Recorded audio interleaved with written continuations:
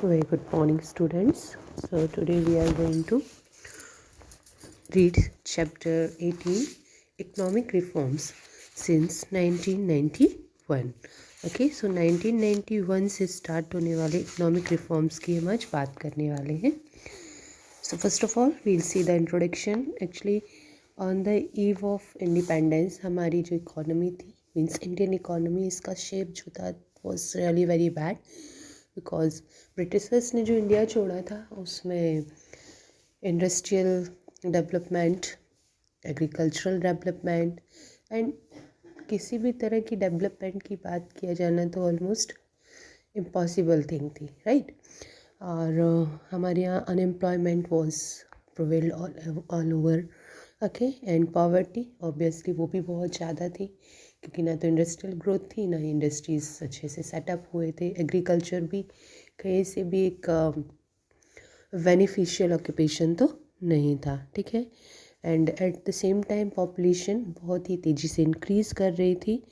Okay, and जो कुछ भी किया जा रहा था, ठीक है, उसको नलीफाई कर रही थी. Means that has been becoming zero. की तो जो भी हमारी नेशनल इनकम है, ओवरऑल इकोनॉमिक ग्रोथ के लिए जो भी कुछ किया जा रहा था एक्चुअली उसका कुछ भी फ़ायदा हमको नहीं मिल पा रहा था, ठीक है. So major part of our population जो था वो undernourished, ill cloth, unsheltered, ठीक है. यानी कि ना तो उनके पास खाने के लिए कुछ अच्छा था, ना ही जो थी उनके पास में क्लोथ्स अच्छे थे, ना ही शेल्टर भी था. मीन्स उनकी जो बेसिक नीड्स होती हैं एक पर्सन की, क्लोथ्स, शेल्टर एंड फूड, वो उनके पास में नहीं था. Okay, so in 1991 government started structural adjustment programme that is called SAP. Okay, तो इसमें क्या था, जो स्ट्रक्चरल एडजस्टमेंट के लिए एक प्लान बनाया था ताकि इंडियन इकोनॉमी को हम ग्लोबल लेवल पर एडजस्ट कर पाए, उसको इतना इम्प्रूव कर पाए कि ग्लोबल रिकॉग्निशन हमारी कंट्री को मिल पाए. Okay, so in this series new industrial policies was declared for rapid industrialisation with modernisation. तो यहाँ पे हमने क्या किया, एक नई पॉलिसी डिक्लेयर की, इंडस्ट्रियल पॉलिसी, जिससे कि हमारी इंडस्ट्रियल ग्रोथ है वो स्पीड अप हो और साथ ही मॉडर्नाइजेशन भी हम लेकर के आए. Okay, and our finance minister announce a gradual and study opening up of the economy for foreign direct investment and MNCs. और साथ ही साथ हमारे फाइनेंस मिनिस्टर ने ये डिक्लेयर किया, ये अनाउंस किया कि हम अपनी इकोनॉमी को फॉरेन डायरेक्ट इन्वेस्टमेंट यानी फॉरेन से होने वाले इन्वेस्टमेंट के लिए, even for the MNCs means multi national companies, उनके लिए हम खोल देंगे, ठीक है. और जब वो ओपन अप होगा तो ऑब्वियसली हमारे यहाँ एम्प्लॉयमेंट अपॉर्चुनिटी बढ़ेगी, ठीक है. इंडस्ट्रियल जो भी ग्रोथ है वो बढ़ जाएगी, ठीक है. Such measures was directed towards for giving a boost to economy. और ये सारी मेजर्स करे जा रहे थे ताकि हमारी इकॉनमी जो है वो बूस्ट अप हो पाए, ठीक है. और जो भी ये प्रॉब्लम है लाइक पॉवर्टी, अनएम्प्लॉयमेंट, इनको ख़त्म किया जा सके, ठीक है. तो इस स्ट्रक्चरल एडजस्टमेंट प्रोग्राम को हम जो है in short LPG means liberalisation, privatisation and globalisation के रूप में याद करते हैं, ठीक है. So we commonly know it with the name of liberalization, privatization and globalization. Okay, let's see what does it mean by the economic reforms, right?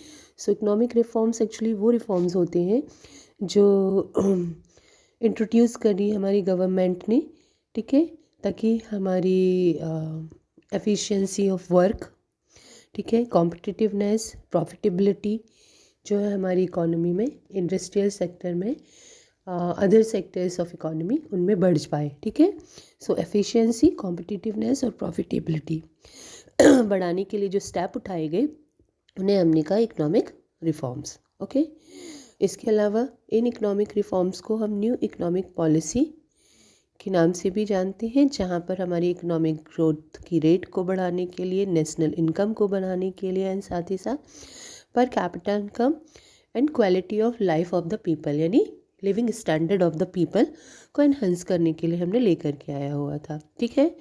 So in other words we can say कि this new economic policy जो थी वो redefine कर रही थी हमारी economic policies को, जिसमें मेन रिगार्ड था कि हमें डेवलपमेंट करनी है in industrial sector, in trades, in finance, in tariffs, ठीक है। क्योंकि हमारी इकोनॉमी तभी ग्रो कर सकती है जब हम ओवरऑल डेवलपमेंट की तरफ जाएंगे, ठीक है।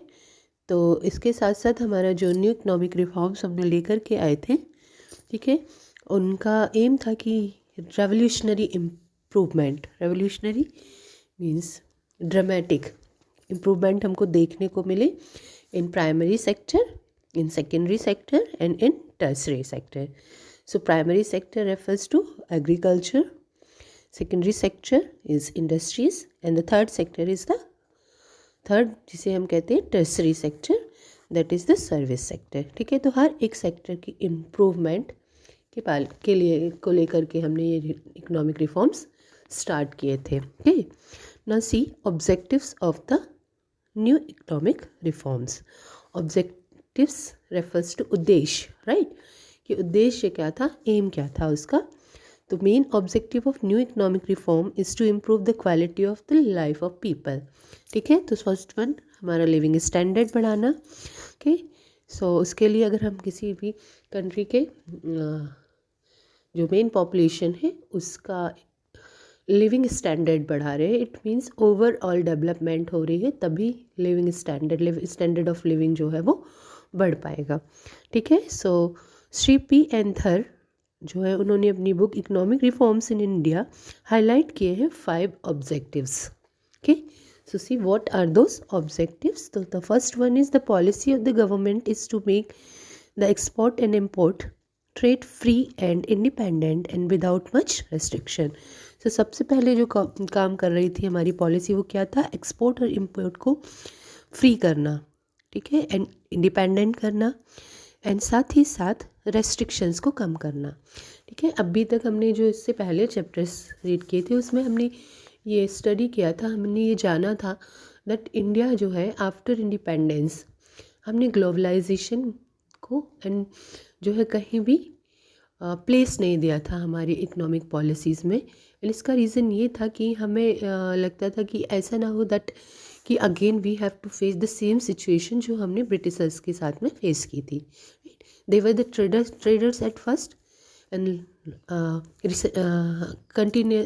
Constantly they turn to ruler, okay. तो हमारी स्टार्टिंग की जो इकोनॉमिक पॉलिसी थी वहाँ पर ग्लोबलाइजेशन को हमने जगह नहीं दिया हुआ था, ठीक है। But now the arena, the time and everything has been changed. So modern life अगर हम लेड करना चाहते थे तो हमें ग्लोबलाइजेशन करना ही था, राइट। सो दैट्स वाई हमें क्या करना था, first of all export import को फ्री सिप देनी थी, उन्हें इंडिपेंडेंट बनाना था और रेस्ट्रिक्शंस को ख़त्म करना था, ठीक है। Next the economy should have free exchange rate को भी फ्री करना था। मींस हम चाहें तो कहीं जाकर के इन्वेस्ट किसी और कंट्री में जाकर इन्वेस्ट कर सकते हैं और हमारी कंट्री में भी फॉरेन इन्वेस्टर्स आकर के इन्वेस्टमेंट कर सके, ठीक है। Next is country should have efficient and dynamic industrial sector. तो थर्ड एम वाज दैट कि हमारी जो इंडस्ट्रियल सेक्टर है वो एफिशिएंट भी हो और डायनामिक भी हो, okay. Fourth one is country should have sound financial system. Sound means good, healthy, अच्छा फाइनेंशियल सिस्टम हमारे पास हो, and the country should have an autonomous, और साथ ही साथ कंट्री के पास ऑटोनोमस हो, ठीक है। Competitive streamlined public sector and where essential goods and services can be manufactured. और साथ ही साथ हमारा जो पब्लिक सेक्टर है उसको कैसे बनाना होगा, स्ट्रीमलाइंड एंड कॉम्पिटिटिव, ठीक है, जिसमें हम सारी की सारी सर्विसेज और सारी के सारे goods in a proper way provide करा सके, ठीक। Next is need for economic reforms, right. तो इकोनॉमिक रिफॉर्म्स की एक्चुअली ज़रूरत क्या थी, ठीक है। तो इंडिया जो है उसको अपनी ग्रोथ को रैपिड करना था, यानी तेज़ी से बढ़ाना था, ठीक है। और हमने आफ्टर इंडिपेंडेंस कई सारे जो है पॉलिसीज़ लेकर के आए, हमने प्लान्स भी बनाए, ठीक है। But even after completing 7 5 year plans and 3 annual plans, ठीक है, यानी कि 1951 से हम 1990s के बीच की बात कर रहे हैं, तो इंडियन इकोनॉमी में बहुत सारा एडवांसमेंट यानी बहुत सारा डेवलपमेंट जो है वो नहीं हो पाया। ओके, तो जितना भी हमने डिज़ायर किया था कि हमारी पॉलिसीज़ जो हम 5 year प्लान्स बना रहे हैं और अदर पॉलिसीज़ लेकर के आ रहे हैं, तो हमारा डेवलपमेंट होना चाहिए तेज़ी से, लेकिन ऐसा कुछ भी हो नहीं रहा था, ठीक है। हालांकि हमने स्टार्ट कर दिया था प्रोग्रेस करना, लेकिन डिज़ायर्ड हमारी जो थी गोल्स वो हमें नहीं मिल पा रहे थे, ठीक है। एंड दोज 4 डिकेड्स मीन्स 1950 से लेकर 1990 तक 4 डिकेड्स जो है वो इकोनॉमिक प्लानिंग के हो चुके थे, ठीक है। और सबसे ज़्यादा रोल जो था important that was of the public sector, वहाँ पे पब्लिक सेक्टर जो था उसी को हमने इम्पॉर्टेंट रोल दिया हुआ था। जो भी हमारी प्रोग्रेस का बेस था वो पब्लिक सेक्टर था, ठीक है। और प्राइवेट सेक्टर जो था it has not been developing actually. तो प्राइवेट सेक्टर के पास में बहुत सारे ऐसे रेस्ट्रिक्शन, बहुत सारी प्रॉब्लम्स थी कि उसमें कोई डेवलपमेंट नहीं हो रहा था, ठीक है। तो रेस्ट्रिक्शंस की वजह से, साथ ही साथ ब्यूरोक्रेसी, रेड ये बहुत ही यूजुअल फीचर्स थे हमारी इकोनॉमी की, and actually they are giving an negative impact, ठीक है। इसका हमारी इकोनॉमी के ऊपर जो इफेक्ट पड़ रहा था इट वाज नेगेटिव, ठीक है। And the public sector has failed to deliver the goods and the private sector was not coming forward for fear of restriction and control by the government. तो public sector हमारा जो था, public sector refers to government owned, right. तो वो कुछ भी बहुत अच्छा कर नहीं पा रहा था, ठीक है। जिस स्पीड से हमारी इकोनॉमी को डेवलपमेंट की ज़रूरत थी वो नहीं हो पा रही थी, ठीक है। और साथ ही साथ प्राइवेट सेक्टर क्या था, प्राइवेट सेक्टर आगे बढ़ने के बारे में सोच ही नहीं रहा था, because there were so many formalities, there were so many restriction, इतने सारे रेस्ट्रिक्शन थे, फॉर्मेलिटीज़ थी, और साथ ही साथ गवर्नमेंट का कंट्रोल था, राइट। तो प्राइवेट सेक्टर बहुत तेज़ी से काम करना ही नहीं चाह रहा था क्योंकि उनके साथ बहुत सारा प्रॉब्लम था, राइट। और पब्लिक सेक्टर काम कर रहा था, लेकिन उससे हमें जो डिज़ायर्स थी हमारी, जो भी हमने सोच रखा था वो हमें नहीं मिल रहा था। सो दैट्स हमारी इकोनॉमी का जो भी स्पीड कह सकते हैं वो बहुत ही स्लो थी, ठीक है, आगे बढ़ने की। तो बहुत सारे इकोनॉमिक क्राइसिस हमने इस टाइम पर फेस किए, ठीक है। और फॉरेन एक्सचेंज रिज़र्व की प्रॉब्लम भी बहुत ही एक्यूट होती जा रही थी, बढ़ती ही जा रही थी, means we were lacking the foreign exchange reserve, ठीक है। वो ख़त्म होता जा रहा था, कम होता जा रहा था। एंड इसके अलावा हमको फॉरेन लोन्स अवेलेबल नहीं हो रहे थे नए, क्योंकि हमारे पास फॉरेन एक्सचेंज रिज़र्व नहीं था, ठीक है। इसके अलावा नॉन रेसिडेंट अकाउंट्स जो थे उनसे भी लार्ज अमाउंट, यानी हमारे पास जो फाइनेंशियल सिस्टम था वो बहुत ही वीक होता जा रहा था, ठीक है। तो प्रोग्रेस की जगह हमने रिग्रेस करना स्टार्ट कर दिया था इंडस्ट्रियल सेक्टर में। इसके अलावा inflation, it was at the higher rate. Inflation refers to the fluctuation in the prices of money, ठीक है। तो मनी का प्राइस जो है वो फ्लक्चुएट हो रहा था। तो हम कह सकते हैं कि eight that time Indian economy की हालत इतनी ख़राब हो चुकी थी कि हमारे रिज़र्व बैंक जो that is called the bank of banks, ठीक है।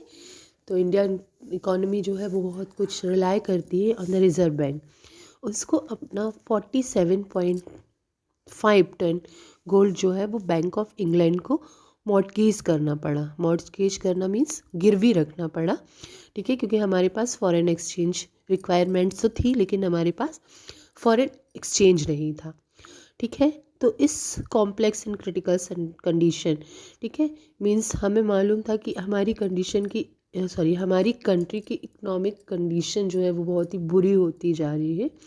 देन हमारे जो फाइनेंस मिनिस्टर थे eight that time, doctor Manmohan Singh, वो एक काफ़ी अच्छे इकोनॉमिस्ट हैं, ठीक। देन ये सजेस्टेड कि हमें एक नई इकोनॉमिक प्लानिंग करनी होगी, ओके। ये ईयर था 1991। ओके, और उन्होंने एक मल्टी डायमेंशनल प्रोग्राम जो है वो लेकर के आया, that was the economic reforms programme with liberalisation, right. यहाँ पे हम अपने ट्रेड एंड कॉमर्स को लिबर्टी देने वाले थे, फ्री करने वाले थे, ठीक है। So immediate task was to save the nation from relentless slide into the abyss of falling production। तो सबसे पहले तो हमारा जो प्रोडक्शन फॉल हो रहा था उसे कम करना, सोरिंग इन्फ्लेशन, इन्फ्लेशन जो हमारे लिए एक सोर की तरह हो गया था उसको ख़त्म करना, पॉवर्टी एंड अनएम्प्लॉयमेंट जो डीपन होती जा रही थी, बढ़ती जा रही थी, उसे रोकना, ठीक है। सो इंडिया जो है it dealt swiftly with the immediate crisis and also work toward the broader objective of setting the economy on the path of rapid employment generating growth। तो इन्होंने जो भी प्लान किया था उससे जो भी हमारी इकोनॉमी की बहुत सारी प्रॉब्लम थी, जिसको हमने अभी डिस्कस किया है, उसको ख़त्म करना, पॉवर्टी को ख़त्म करना, एम्प्लॉयमेंट को बढ़ाना, और जो भी हमारी इकोनॉमी की रिसेंट प्रॉब्लम्स थी उस समय की उनको ख़त्म करना। उसके लिए डॉक्टर मनमोहन सिंह ने एक नया जो है वो सजेशन दिया, ठीक है। तो लेट्स सी कि उसमें हमारी ऑब्जेक्टिव्स क्या थे, ठीक है, एंड क्या हमें एटलीस्ट ज़रूरत थी कि हम किस लिए लेकर के आए इस प्रोग्राम को, राइट। तो first of all you will see that कि हमें क्यों ज़रूरत थी, नीड क्या थी इस प्रोग्राम की। Okay, then we will know about the components of this economic reform, right? So first one is fiscal deficit was nearly 8.4% of GDP। So actually fiscal deficit means हमारे expenditure और earning के बीच का difference जो काफ़ी high था।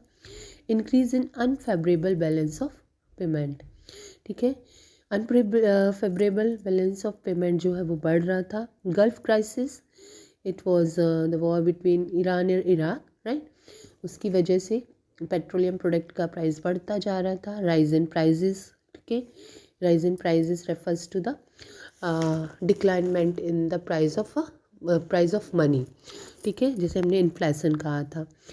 Then poor performance of public sector undertaking, जो भी हमारे पब्लिक सेक्टर चल रहे थे उनकी परफॉर्मेंस बहुत ही पुअर थी, मतलब वो डिज़ायरेबल हमको आउटपुट नहीं दे पा रहे थे। डीपनिंग पॉवर्टी एंड अनएम्प्लॉयमेंट, ये दोनों बढ़ रहे थे।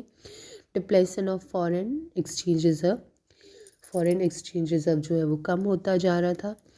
Need for change in investment structure, साथ ही साथ हमें इन्वेस्टमेंट स्ट्रक्चर को बदलने की ज़रूरत थी, ठीक है। Enabling Indian industries to face foreign competition, साथ ही साथ हमें अपनी इंडस्ट्री को इतना स्ट्रॉन्ग बनाना था कि वो फॉरेन कंपटीशन को फेस कर सके। And the last one is fall in living standard of general people, ठीक है। तो हमारा जो लिविंग स्टैंडर्ड था वो कम होता जा रहा था, क्योंकि इकोनॉमिक प्रॉब्लम्स जो होती है वो एक दूसरे से जुड़ी हुई होती है। अगर हमारी कंट्री ग्रो नहीं कर रही है इकोनॉमिक सेक्टर में, तो obviously living standard of people जो होगा वो क्या होगा, कम होता जाएगा, घटता जाएगा, राइट। सो हर एक चीज़ जो होती है इकोनॉमी में वो एक दूसरे से जुड़ी हुई होती है, राइट। तो अगर हमारी इकोनॉमिक कंडीशन कंट्री की अच्छी नहीं है तो ऑब्वियसली वहाँ रहने वाली पॉपुलेशन भी पुअर ही होगी। एट द सेम टाइम अगर किसी कंट्री के रेसिडेंट्स की कंडीशन अच्छी नहीं है, उनका लिविंग स्टैंडर्ड अच्छा नहीं है, तो obviously country can not be called a developing country, और उसकी जो इकोनॉमिक कंडीशन है उसे अच्छा नहीं कहा जा सकता, राइट। तो ये जो प्रॉब्लम्स थी, हमने जो 10 प्रॉब्लम्स डिस्कस किए, इनकी वजह से हमें ज़रूरत थी कि हम इकोनॉमिक पॉलिसी को बदलें, ठीक है, और न्यू इकोनॉमिक रिफॉर्म्स जो है उनको इंट्रोड्यूस करें। Next, to see the components of the new components of economic reforms, right. So see, the first one is structural measures and next one is stabilization measures। तो 1991 में जो हमने economic reforms किए थे उसकी दो काइंड्स थी, structural and stabilization. So first one is structural measures, इसमें हम बात करते हैं पॉलिसीज़ की जो कि स्ट्रॉन्ग करने वाली थी हमारी सप्लाई साइड को, ओके। और स्टेबलाइजेशन मेजर्स थे, वो पॉलिसीज़ थी जहाँ पे हम डिमांड साइड को स्ट्रॉन्ग करने वाले थे। ठीक है, सो फर्स्ट ऑफ ऑल सीधा सप्लाई साइड इकोनॉमिक सिस्टम का जो ग्रोथ करने के लिए हमने डिसाइड किया था। So the first one is reform with record to trade, technology and foreign investment policy. Okay, हमको ट्रेड से लेकर के इकोनॉमी, टेक्नोलॉजी और फॉरेन इन्वेस्टमेंट पॉलिसी के लिए रिफॉर्म्स करनी थी। Then reforms with regard to industrial policy, financial reforms and reforms with regard to policy of public sector। ये था हमारा सप्लाई साइड, जहाँ से हमारी सप्लाई बढ़ेगी।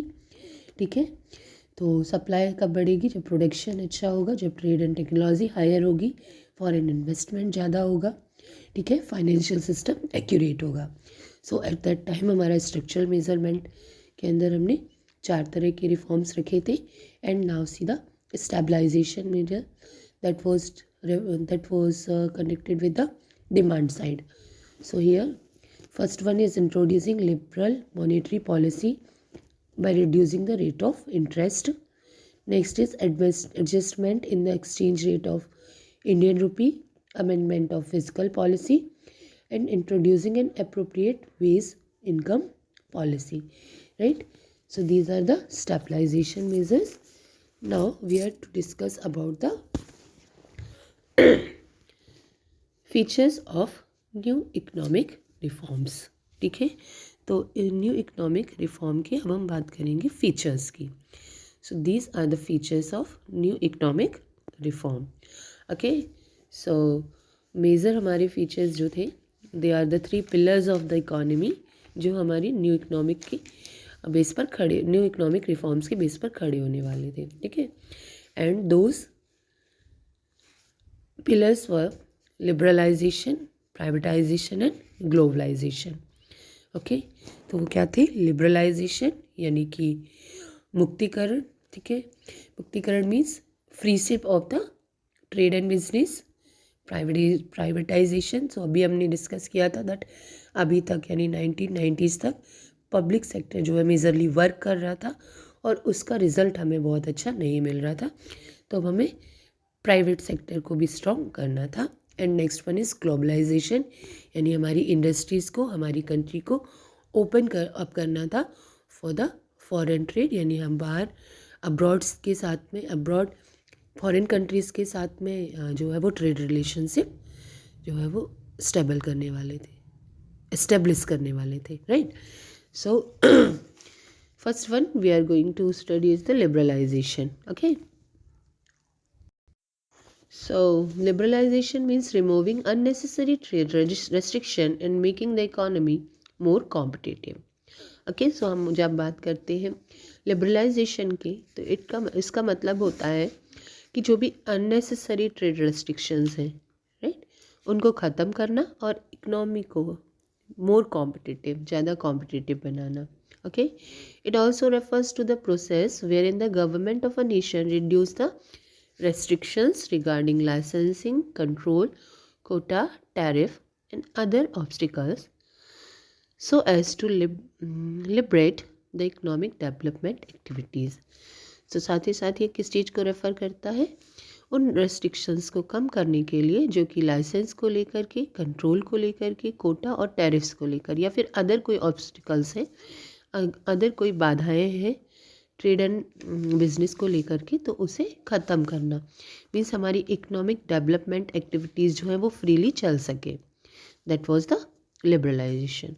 सो liberalization allows the private sector to run even those industries which are reserve for the public sector, right, relaxing the restriction and regulation imposed on it.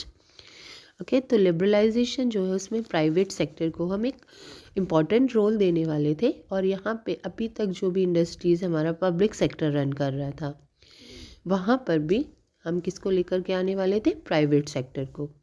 ठीक है, and उसके लिए ज़रूरी था कि रेस्ट्रिक्शन एंड रेगुलेशंस जो हैं उनको हम कम करें। ठीक है, जो भी प्राइवेट सेक्टर पर लगाए जा रहे थे, so that they can work efficiently, right? Now see the measures of liberalization. So first one is exemption from licensing. ठीक है, तो नाउ अडेज देर आर ओनली 6 इंडस्ट्रीज़ जहाँ पर लाइसेंस लेना कंपलसरी है, राइट। और बाकी जो भी इंडस्ट्रियल सेक्टर की जो भी फेसेस हैं वहाँ पर आपको उन इंडस्ट्रीज़ के लिए लाइसेंस लेना कंपलसरी नहीं होता है। तो वो 6 इंडस्ट्रीज़ जिनके लिए लाइसेंस लेना कंपलसरी है, those are alcoholic drinks, cigarette, defence equipments, industrial explosives, hazardous chemicals and drugs and pharmaceuticals. इसके अलावा जितनी भी इंडस्ट्रीज़ अगर आप सेटअप कर रहे हैं तो लाइसेंस लेना वहाँ पर कंपलसरी नहीं है। Next is concession of from MRTP Act. Okay, MRTP Act is monopolistic and restrictive trade practices. इसको क्या कर दिया गया, अमेंडमेंट, इसमें सुधार किए गए, ठीक है। एंड अकॉर्डिंगली गवर्नमेंट ने अलाउ किया है that the firm to expand their production capacity and diversification of their activities. यानी अब जो है फिल्म्स, कोई भी फर्म जो है, कोई भी कंपनी अपनी प्रोडक्शन कैपेसिटी को बढ़ा भी सकती है एंड डाइवर्सिफिकेशन जो है अपनी एक्टिविटीज़ की वो भी पॉसिबल है, ठीक है। इसके लिए प्रायर परमिशन लेने की ज़रूरत नहीं होती है, पहले से परमिशन लेने की ज़रूरत नहीं होगी, राइट। तो इस अमेंडमेंट का मेन रीज़न क्या था, मेन एम क्या था, to make the Indian firm competitive at international level. ठीक है, क्योंकि अगर बहुत सारे रेस्ट्रिक्शन होंगे, हम प्रोडक्शन बढ़ाना चाहते हैं, हम अपनी एक्टिविटीज़ को डाइवर्ट करना चाहते हैं और उसके लिए बहुत सारे रेस्ट्रिक्शन है, एक बहुत लंबी सी जो है फॉर्मेलिटी है, तो ऑब्वियसली प्राइवेट सेक्टर उससे बचना चाहेगा, है ना। तो अगर हम चाहते हैं कि हमारी जो इंडस्ट्रीज़ है वो कॉम्पिटिटिव हो इंटरनेशनल लेवल पे, तो इन सारी चीज़ों को कम करना ज़रूरी है, right.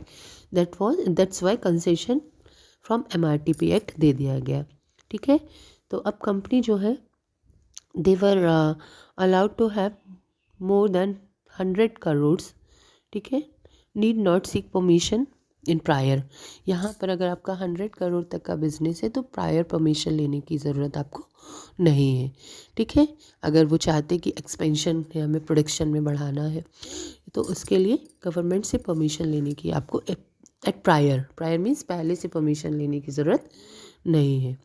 Next is production, increase in production capacity, ठीक है। तो जो हमारी न्यू पॉलिसी आई तो वहाँ पर an industry can increase its production capacity without any restriction. जैसे भी मार्केट में ज़रूरत है उसके अकॉर्डिंग प्रोडक्शन कैपेसिटी को बढ़ाया जा सकता है, ठीक है, इसके लिए कोई भी रेस्ट्रिक्शन नहीं है। Next is freedom of production. तो मैन्युफैक्चरर जो है वो अपनी according need of the market के अकॉर्डिंग जो है वो प्रोडक्शन को चेंज कर सकता है, right. It depends on the requirement of the market कि वो क्या प्रोड्यूस करना पसंद करेंगे, राइट। तो डाइवर्सिफिकेशन जो है वो भी अलाउ कर दिया गया। Next is raising of investment limit for small industries, right. तो जो भी स्मॉल इंडस्ट्रीज़ थे या मीडियम इंडस्ट्रीज़ थे उनकी डेवलपमेंट के लिए उनकी इन्वेस्टमेंट लिमिट को बढ़ा दिया गया, ठीक है। फर्स्ट ऑफ ऑल एक एक्ट लेकर के आए हैं 2006 में, तो वहाँ पर टिनी इंडस्ट्रियल यूनिट्स को 25 लाख, स्मॉल इंडस्ट्रियल यूनिट को 5 करोड़, ठीक है, और मीडियम को 10 करोड़ तक का अलाउ किया गया कि वो इतना इन्वेस्ट कर सकते हैं। एंड सर्विस सेक्टर में it was 41 10 lakh and medium आपका 2 एंड स्मॉल इज 5, राइट। तो यहाँ पर भी आपका रेस्पेक्टिवली टिनी के लिए हमने 10 लाख इन्वेस्टमेंट रखा, स्मॉल के लिए 2 करोड़ एंड मीडियम के लिए 5 crore, right. Next is buying foreign exchange from open market, ठीक है। अब ये भी ज़रूरी नहीं था कि हर बार जब भी आप फॉरेन एक्सचेंज खरीद लेना चाहते हैं, ठीक है, तो वो आपको गवर्नमेंट के थ्रू ही खरीदना पड़े, बल्कि आप ओपन मार्केट में भी उसे ले सकते हैं, right. So these are the measures जो हमने लिबरलाइजेशन के लिए, ठीक है। तो इस तरह से हमारी इंडस्ट्री जो थी they can take immediate decision, और अब उनके डिसीजन के ऊपर कई सारे रेस्ट्रिक्शंस नहीं थे, ठीक है। तो ऑब्वियसली हमारे मार्केट को ओपन कर दिया, ठीक है, एंड मोर कॉम्पिटिटिव बनाने के लिए जो है मोर एफिशिएंट बनाने के लिए वर्क किए गए थे। सो इन सब मेजर्स के बाद let's see what are the achievements of liberalization. Actually हमने ये मेजर्स जो लिए राइट, तो इनके बाद हमको अचीवमेंट क्या मिला, let's see. So the first one is increase in forest investment. तो अमेरिका, ग्रेट ब्रिटेन और other countries of the world like Germany, Switzerland, Japan, France, Holland, Singapore, वो सब ने हमारी कंट्री में आकर के इन्वेस्ट करना स्टार्ट कर दिया। ठीक है, और even India has got a lot of proposal for direct investment. ठीक है, तो लिबरलाइजेशन की वजह से इन्वेस्टमेंट जो है वो बढ़ गया। Next, increase in foreign currency fund. तो अब पॉजिटिव इफ़ेक्ट हमारी इकोनॉमिक रिफॉर्म्स का ये था कि हमारा फॉरेन करेंसी रिज़र्व जो है वो बढ़ गया और उसके बाद हमारा जो फंड था it raise up to $18 billion और गोल्ड फंड जो है वो $5 बिलियन तक बढ़ा। ठीक है, यानी हमने जो लिबरलाइजेशन का मेजर लिया था उससे हमें प्रॉफिट हुआ। Right, next is better quality of product. तो लिबरलाइजेशन जो है उसमें पब्लिक सेक्टर का इम्पोर्टेंस थोड़ा कम हुआ और प्राइवेट सेक्टर को इनकरेजमेंट मिला। ठीक है, एंड इसका रिजल्ट ये हुआ दैट गुड क्वालिटी प्रोडक्ट्स को प्रोड्यूस करना स्टार्ट किया और प्रॉब्लम ऑफ मिसमैनेजमेंट जो थी वो ख़त्म हुई। ठीक है, क्योंकि private sector is suppose to work more efficiently than public sector. Right, next is encouragement of private sector. तो लिबरल पॉलिसीज़ ऑफ इन्वेस्टमेंट की वजह से प्राइवेट सेक्टर जो है वो प्रोड्यूस ज़्यादा कर सकता था, इन्वेस्ट, एक्सपोर्ट, इम्पोर्ट सब कुछ जो है अब उनके लिए इजी हो गया था। ठीक है, तो रिज़ल्ट वाज वेरी इंक्रीजिंग, इसका रिज़ल्ट जो है वो बहुत इंक्रीजिंग हुआ और दैट्स वाई हमारी इकोनॉमिक ग्रोथ जो है वो बढ़ने वाली है। ठीक है, next one is stability in balance payment. तो हमारा जो पेमेंट बैलेंस ऑफ पेमेंट है वो जो एक्यूट क्राइसिस के साथ चल रहा था अब उसमें ग्रेजुअली इम्प्रूवमेंट होना स्टार्ट हो गया and it is a great sign for our economy. It is a great positive sign for economy. Okay, next is effective utilization of natural resources.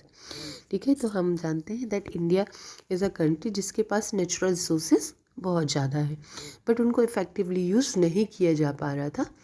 But हमारा जो with the introduction of liberalization and privatization and modernization उनका most efficiently use करना start हो गया। ठीक है, तो इससे हमारी प्रोडक्टिविटी जो है वो इम्प्रूव हुई। Okay, but after those achievements हमारी लिबरलाइजेशन के कुछ फेलियर्स भी थे, कुछ ड्रॉबैक्स भी थे। So let's see what are the drawbacks. तो first one is drawback of privatisation. तो हमने प्राइवेटाइजेशन में प्राइवेट सेक्टर को बहुत ही ज़्यादा इंक्रीज़ किया। ठीक है, तो इससे क्या हुआ, regional imbalance, because private sector का मेन कंसर्न होता है to get more and more profit. ठीक है, सो इससे हमारा रीजनल इम्बैलेंस जो है वो बढ़ना शुरू हो गया क्योंकि जो भी हमारे इंडस्ट्रियलिस्ट थे प्राइवेट उनका मेन कंसर्न था कि उन्हें ज़्यादा से ज़्यादा प्रॉफिट हो। ठीक है, तो वो रीजनल बैलेंस के बारे में वो खुद नहीं सोचेंगे, ये गवर्नमेंट को ही सोचना होता है। देन उन्हें जहाँ वो ज़्यादा प्रॉफिट हो रहा था उन्होंने वहीं पर इंडस्ट्रीज सेट किए।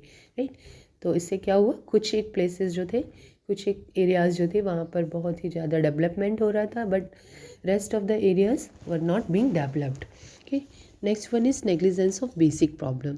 तो हमारी जो कंट्री की basic problem such as unemployment, poverty, illiteracy, इसके ऊपर ध्यान देने का काम पब्लिक सेक्टर का है, न कि प्राइवेट सेक्टर का।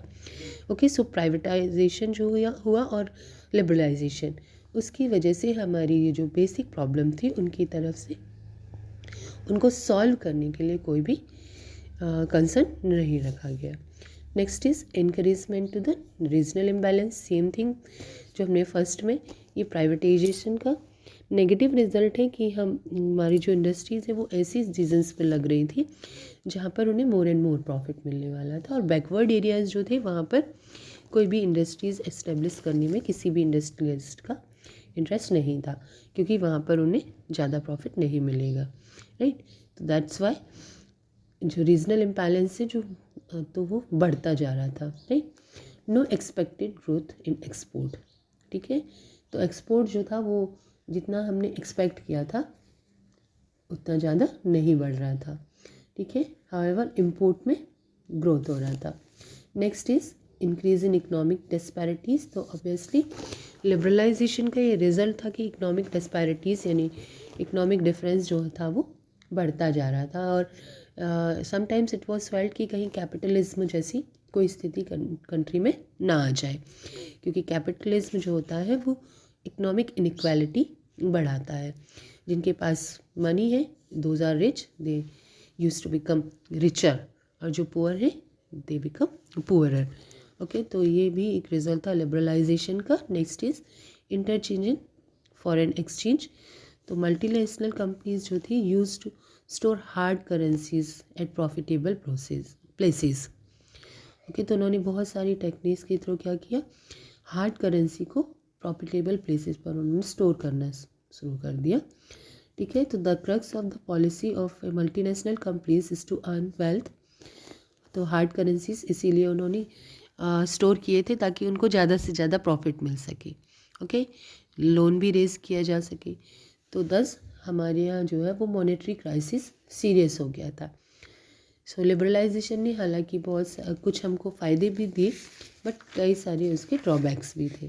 Okay, so it is a fact that कोई भी थिंग जो हम कोई भी पॉलिसी बनाए, कोई भी चीज़ जो हमारे पास में, ठीक है, या कोई भी हमारे थॉट्स होते हैं उसके कुछ पॉजिटिव हमको रिजल्ट मिलते हैं, कुछ negative. So similar was with the liberalization, उससे हमें कुछ अचीवमेंट्स भी मिले और उसके कुछ ड्रॉबैक्स भी थे।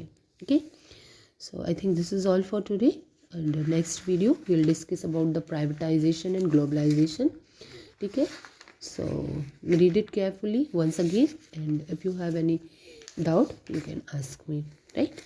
So goodbye for today, have a nice day.